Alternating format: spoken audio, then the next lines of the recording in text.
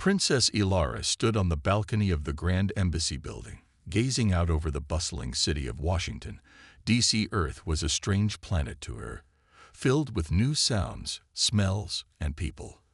As a member of the Zorathian Empire, she had traveled to many worlds, but none quite like Earth. The air here smelled fresh. The sky was a deep blue, and the humans, though primitive in some ways, had a spirit unlike anything she had ever seen. She adjusted her elegant silver cloak and turned toward her personal aide, Arvok, who stood nearby. "Are we ready for the meeting with Earth's leaders?" she asked in a calm, steady voice. Her silver hair fell gracefully down her back, and her dark violet eyes sparkled with quiet confidence. Arvok nodded. "Everything is prepared, Your Highness. Earth's leaders are eager to speak with you. They've heard of your reputation for diplomacy, and they trust your judgment." Ilara smiled slightly. She had earned that reputation over many years of peaceful negotiation across the stars. But this mission to Earth was different. Her people, the Zorathians, had long viewed humanity as a primitive species, unworthy of an alliance. Yet Ilara had always believed that Earth held potential for growth, for greatness. "Let's hope they are as eager to listen as we are to speak," she said quietly. Her mission was simple: to ensure that the Zorathian Empire would ally with Earth, sharing technology, knowledge, and resources for mutual benefit. The Zorathians were an advanced race, known for their intellect and power, but Ilara understood the importance of collaboration. She had seen too many civilizations crumble because they refused to work together. The galaxy, as vast as it was, could always use more allies, and Earth was a world full of untapped potential. But her mission wasn't going to be easy. Many of the Zorathian leaders believed humans were not ready for such an alliance. They feared humanity's unpredictable nature and quick temper. They saw Earth as a potential threat, not a partner. Ilara, however, saw something else. Humans were resourceful. They were brave. And they had a unique ability to adapt to any situation. If anyone could rise to greatness, it was them. Her shuttle landed at a large military base outside Washington, where a delegation of Earth's most powerful leaders awaited her. As the doors opened, a warm breeze blew in, and Ilara stepped out, flanked by Arvok and a few other Zorathian officials. The human soldiers stood at attention as she approached, their eyes wide with curiosity. It was clear they had never seen someone quite like her. "Princess Ilara," a voice called out from the crowd. Ilara turned to face the speaker, General Michael Stone. A tall and strong man with a deep voice stepped forward. He wore a military uniform, his posture straight and commanding. Despite his tough exterior, there was something in his eyes, a flicker of uncertainty. "General Stone," Ilara replied, offering him a slight bow. "It's a pleasure to meet you in person." The general hesitated before shaking her hand, clearly surprised by her polite and gracious demeanor. "We're honored to have you here, Your Highness," he said, his voice warm, though there was an underlying tension in the air. "I look forward to our talks," Ilara said, her tone confident but gentle. "Let us work together to build a future where both our worlds can thrive." The general nodded, and the group proceeded to the main building where the meeting would take place. As they walked, Ilara couldn't help but notice the differences between Earth and Joreth. On her home planet, everything was quiet, almost too quiet, and everything had its place. Here, on Earth, the noise was constant, cars honking, people talking, and a whirlwind of movement everywhere she looked. It was chaotic, but there was a certain beauty to it. Humans, for all their flaws, were alive with passion. When they reached the conference room, Ilara was introduced to the other members of Earth's leadership. President Sarah Harper, a sharp-minded woman with steel-gray eyes, Ambassador David Kim, who had spent years working with alien species, and several top military officers. They all greeted her warmly, though Ilara could sense a few skeptical glances exchanged behind her back. The tension in the room was palpable, and she knew this meeting would be the most important of her life. The discussion began in earnest, with Ilara outlining the benefits of a Jorathian-Earth alliance. She spoke of advanced Jorathian technology that could solve Earth's energy crisis, medical breakthroughs that could cure diseases, and the promise of peace between their two worlds. Her words were carefully chosen, each sentence a step toward her goal. She spoke with passion, her violet eyes lighting up as she described the future she envisioned for Earth and her people. At first, the humans seemed interested. President Harper asked thoughtful questions, and Ambassador Kim made notes, looking impressed by the possibilities Ilara proposed. But as the meeting continued, Ilara could feel the room's mood shifting. The military officers seemed more cautious, their questions becoming sharper, more probing. General Stone's face hardened as he asked about Jorathian military technology, and his tone became increasingly skeptical. "You must understand," General Stone said, "while we appreciate the offer, Earth is not ready to surrender its sovereignty to an alien empire, no matter how advanced it may be. We can't simply accept help from a race that sees us as inferior. You want our trust, but trust is earned, not given." Ilara's heart sank. She had expected some resistance, but the intensity of it took her by surprise. She had worked so hard for this moment, believing that humans, above all else, could understand the importance of unity. But the general's words echoed the very fears that had kept her people from extending the hand of friendship in the first place. "I understand your concerns, General," Ilara said, her voice steady, though the tension in her chest made it hard to breathe.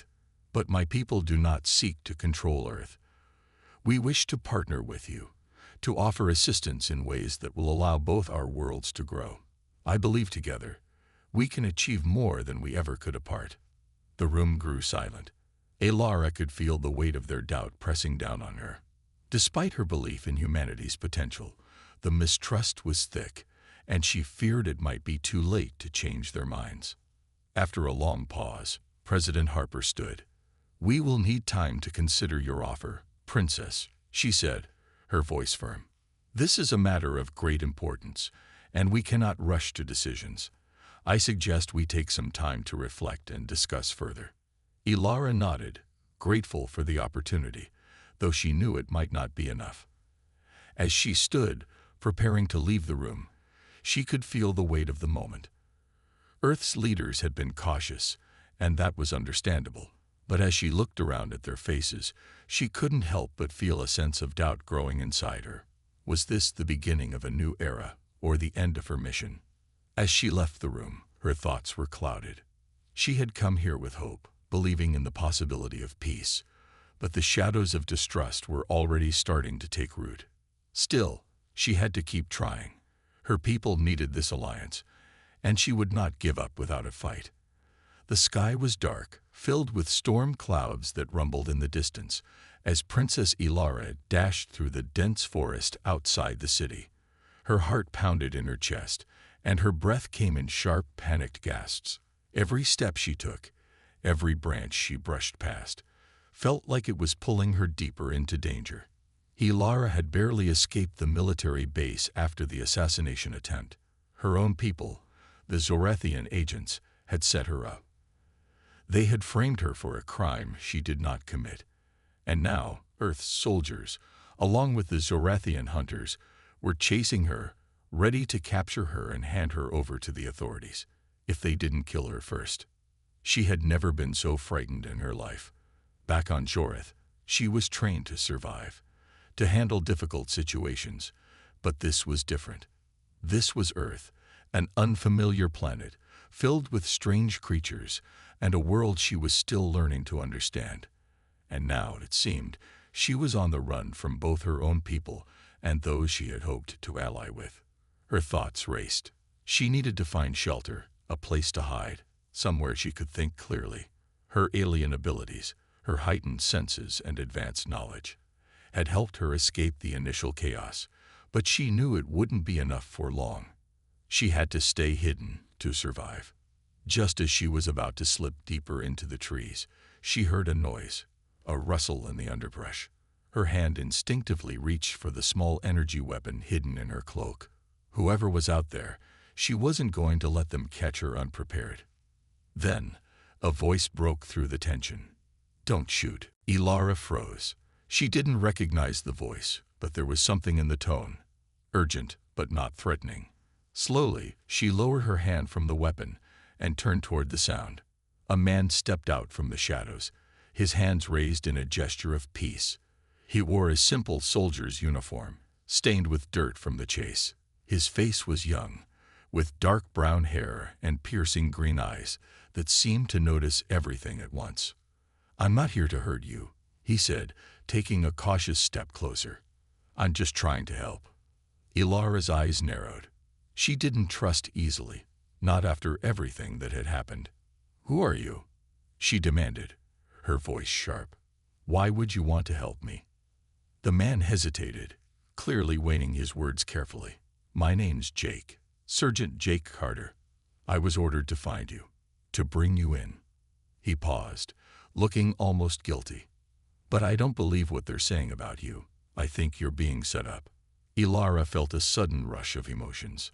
She couldn't believe what she was hearing. Could this human, this soldier, actually be on her side? Her mind raced with possibilities. Was he truly offering help, or was this another trap? Seeing her hesitation, Jake stepped forward, his voice earnest. "I know it doesn't make sense, but I'm telling you the truth. I've seen enough lies today, and I can't just follow orders when I know they're wrong." Ilara studied him carefully, her violet eyes searching for any hint of deception.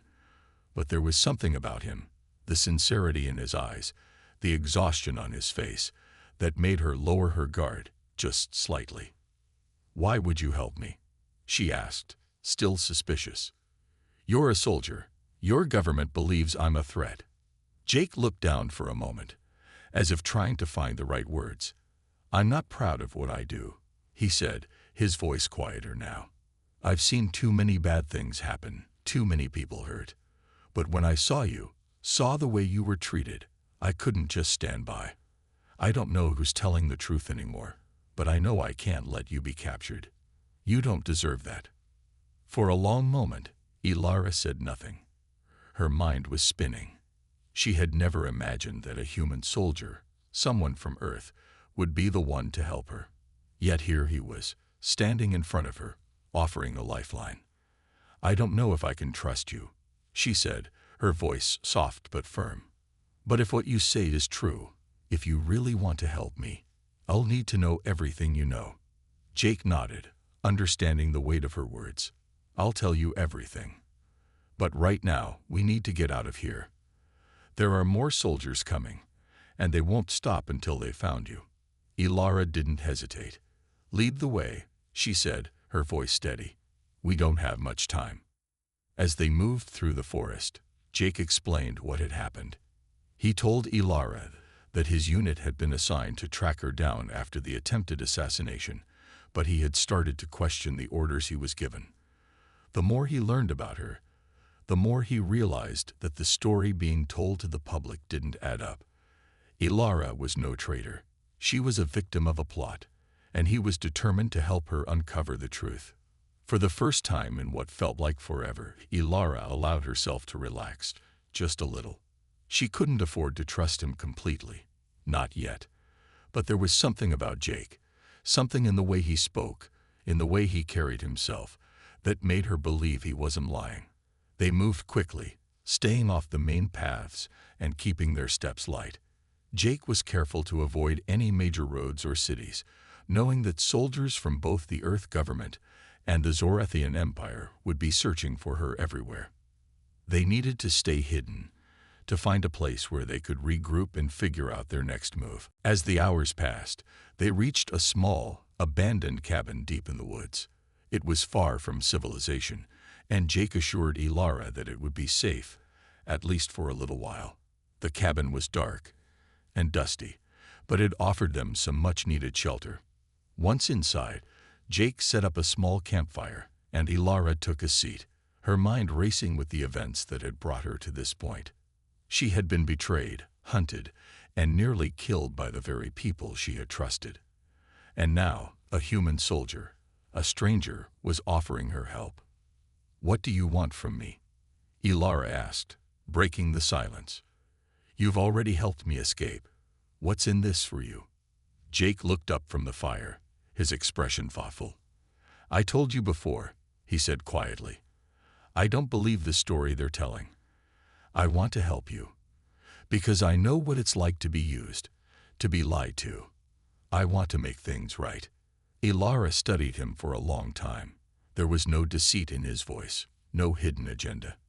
He was telling the truth. For the first time since the betrayal, Ilara felt a spark of hope. Maybe, just maybe, she wasn't completely alone. Maybe there was a way to fight back, to clear her name, and to prevent the war that seemed so inevitable.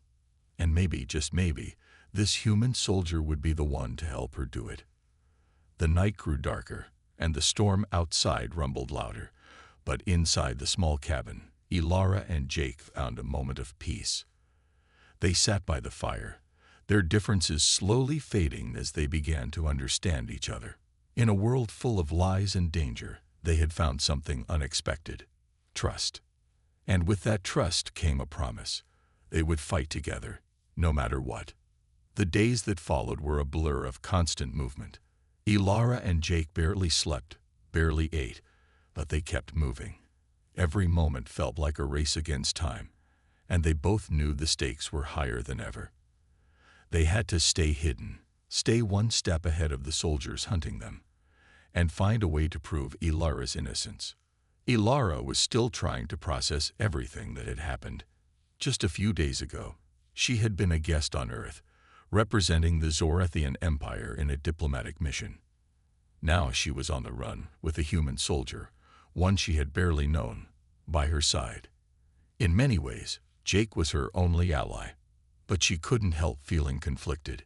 Humans, for all their potential, were still strangers to her. She didn't know if she could trust him completely. After all, trust was something that had been shattered by her own people. Jake, on the other hand, was starting to believe in Ilara. He had seen her fight for survival, had watched her outsmart the soldiers chasing them time and time again. But trust wasn't something that could be built overnight. He had his own demons, his own doubts about what was right and wrong. Yet, as they spent more time together, as they shared small moments of kindness and laughter, Jake found himself drawn to her, not just because of the mission, but because of who she was. As they moved deeper into the woods, far away from the cities and military bases, Jake kept a close eye on their surroundings. They were venturing into dangerous territory. There were fewer roads, fewer places to hide, and even fewer people who might help them. But they couldn't go back. There was no turning back now. The only way forward was to trust each other, to work together, and to survive. One evening, as the sky turned orange with the setting sun, they found themselves in a small clearing surrounded by trees. Jake set up a small campfire, and they sat together in silence, watching the flames flicker and dance. It was one of the few peaceful moments they had shared since the chaos began. Ilara sat with her arms crossed, her eyes distant as she stared into the fire. Jake could see that she was exhausted, physically and emotionally. "I can't believe it," Ilara murmured, breaking the silence. "I trusted them. I believed in my people. I thought I was doing the right thing." Jake watched her closely, sensing the pain in her voice. He knew what it was like to feel betrayed, to realize that the people you trusted could turn against you. "I know," he said softly. "It's hard to believe, but sometimes the truth is uglier than we want to admit." Ilara glanced at him, her violet eyes meeting his green ones. "You don't understand," she said, her voice filled with frustration. "I was trained to believe in loyalty, in honor. It's part of who I am. And now it feels like everything I've ever known is a lie." Jake's heart softened. He understood more than she realized. His own experiences in the military had shown him how easily people could betray each other, how loyalty could be twisted into something ugly.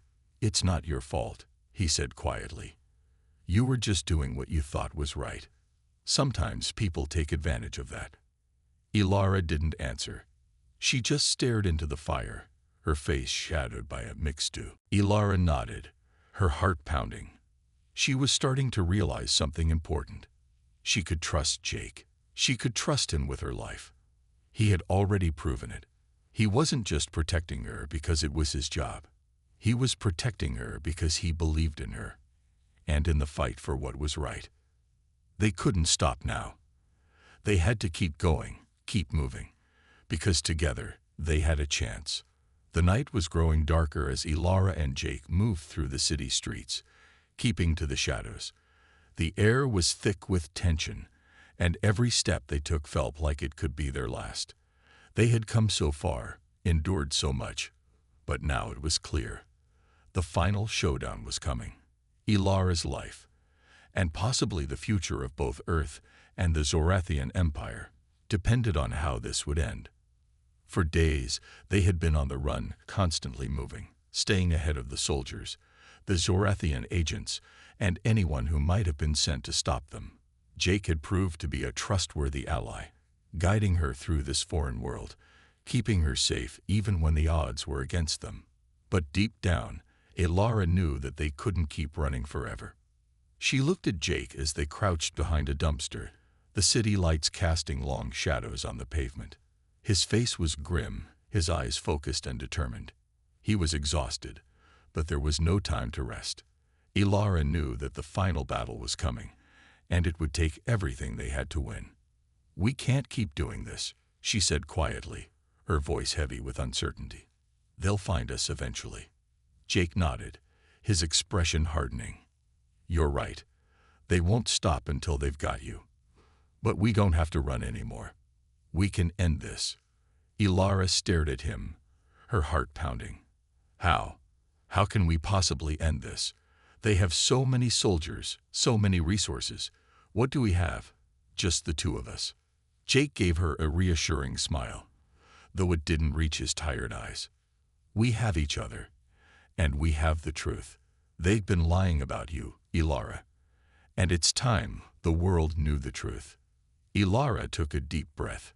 She wasn't sure if she was ready for what Jake was suggesting, but she knew he was right. She couldn't hide forever. It was time to fight back.